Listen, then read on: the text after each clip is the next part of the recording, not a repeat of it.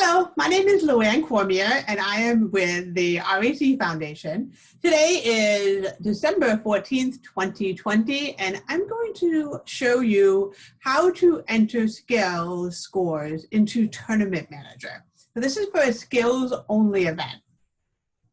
So the first step would be to open Tournament Manager. If you don't already have Tournament Manager downloaded on your computer, you can go to roboticseducation.org and download the software for free. It's a free download. You just go to roboticseducation.org and you can find it there. So I'm going to create a new tournament today. And it's going to ask me to name my tournament. So for purposes of today's test, we're going to call this Louann Skills Only Event. You can name it whatever makes sense for you. It's a file that's going to get saved on your computer, so make sure you save it where you know you can find it.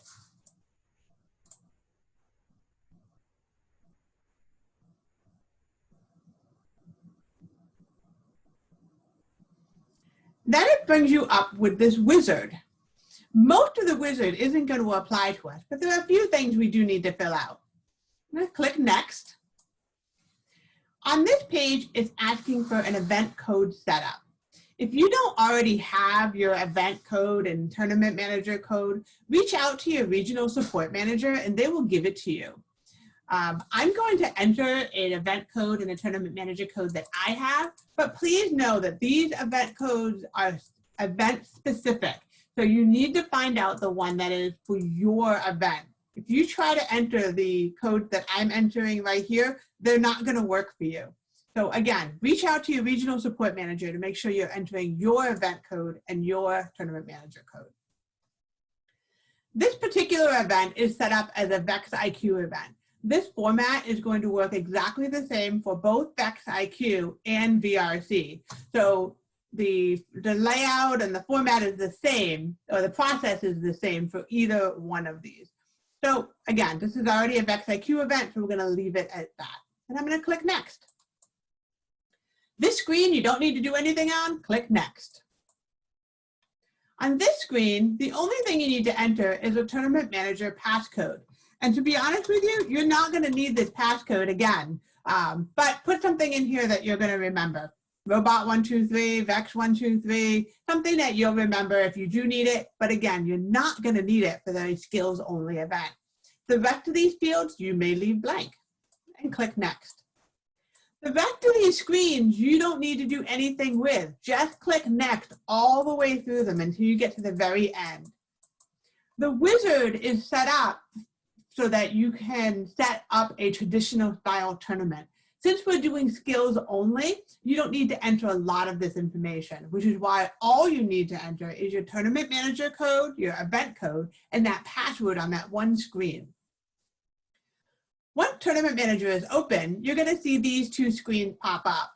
You'll see this match field set, and you don't need this. So X out of this, just get it off your screen, get it out of your way.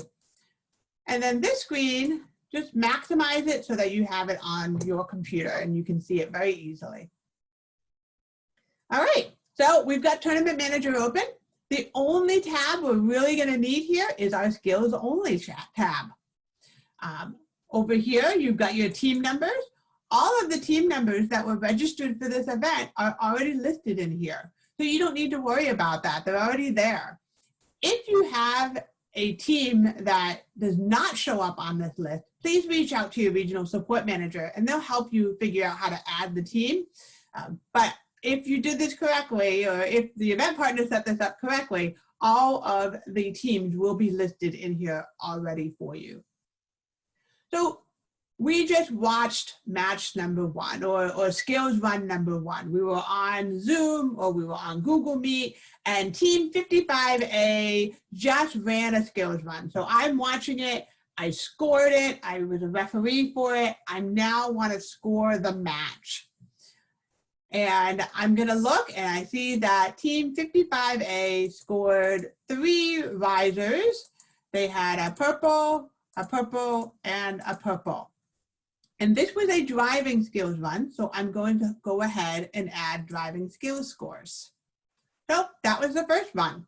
Now the second run, it might be team 55A again, or it might be a different team number. It depends on how your own event is set up. But whatever team runs and you just watched it happen through Google Meet or Zoom or whatever platform you're using, you're now going to select that team number. So let's say it was a different team. Let's say it was 10999A and they ran theirs. So we're going to score them. And you know what? They scored 9 risers, had 1 completed stack, and they had all purple in this row. And they had teal over here, and this was a mixed one, and nothing was in that one. So whatever you see, whatever your referees or whatever you're seeing on the field through the tournament is what you're going to enter here. So again, this was a driving skills score. I'm going to add driving skills. And you're going to do that over and over and over again. Every driving skills run that gets run, you're just going to keep adding the scores. Now, a team might also do a programming skills run. The process is exactly the same. So I watched team 55A do a programming skills run, and now we're going to score it. So let's say 55A, they only scored 1 riser in that programming skills run. So they scored 1 riser, they had a purple over here in their goal. We're going to select programming skills this time and add programming skills score. And you can see over here, it added it to the programming skills. So we have our driver skills and our programming skills. That's it. You just repeat over and over and over again. As you're watching the matches, you enter the scores and you just go over and over again. Now, let's say at some point during your tournament, you realize, oh no, that run, I just entered it and it was supposed to be a programming run, not a driver's run. I clicked the wrong button. Don't worry, we can fix that.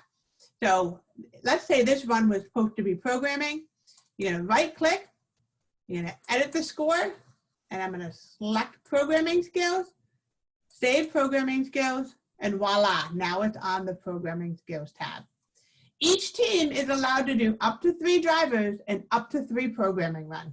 The software won't allow you to enter more than that. So if a team tries to do a 4th driver or a 4th programming run, you're gonna get an error message. So you don't really need to worry about that. And that's it, guys. So you've entered all of the scores, the teams have all done their runs, and you are done. You can now go File, probably save a copy of the tournament on your computer. That's never a bad, it's always a good thing to do, right? To have backup. And then you're gonna upload the results to robotevents.com. This sends the scores to the World Skills Ranking. When you select that button, you're gonna get a message bar that says complete. If you don't get that completed green, yay, uploaded, please reach out to your regional support manager and they will help you make sure that gets uploaded. The only other scenario that may happen is you may have a skills-only event that occurs over several days. If that event occurs over several days, you're not going to want to keep Tournament Manager running the entire time. So in that case, let's say we just finished day number 1. So I'm going to save a copy of the tournament, and it will save it as a backup. So you can save it as a separate file, or you can save it as the original file name that you saved. And it's going to ask me if I want to replace, and if yes, I do. And then I'm going to close Tournament Manager. I'm done for the day. Now it's day 2. So I'm going to go through pretty much the same process. I'm going to now open Tournament Manager. The only difference here is I've already created the tournament, right? So I'm going to open an existing tournament. I'm going to click on that. And I'm going to find the name that I saved it, which was Louann Skills Only Event. I'm going to open that.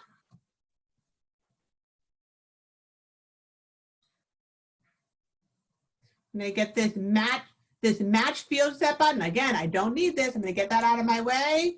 And I'm going to maximize this on my screen.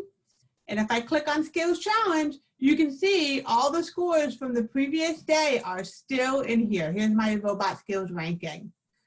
So now it's day 2. Let's go ahead and add another score. So day 2, we had this team run, and they got 2 score advisors, and it was a driving skills run. So we're going to add driving skills. Exactly the same process. At the end of the day, I'll go file, I'll save, I will upload the results, and that's all you need to do. Just do that same process each day that you're going to run your skills events. If you have any questions about any of this, reach out to your regional support manager, and they will be happy to help you along the way. Thanks for being a part of our skills only events.